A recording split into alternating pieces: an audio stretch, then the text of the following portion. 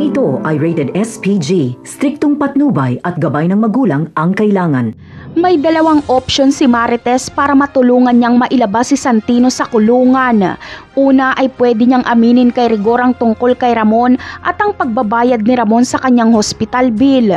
At nang sa ganon ay mapasinungalingan ni Rigor ang bintang niya kay Santino na si Santino ang nagbayad sa ospital gamit ang perang ninakaw nito sa kanyang coach.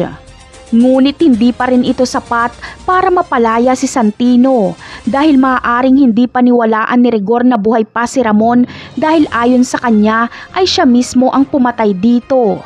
Kaya ang tanging magagawa na lang ni Marites ay humingi ng tulong kay Ramon na mapawalang sala si Santino sa pamamagitan ng magaling na abogado ni Ramon.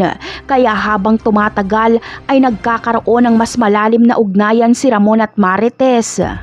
Sa kabilang banda naman ay kapag malaman ni Tanggol ang nangyari kay Santino ay hindi niya ito hahayaan. Gagawa siya ng paraan para mailabas si Santino. Magpapatulong siya kay Divina at si Divina mismo ang kukuha ng magaling na abogado para kay Santino.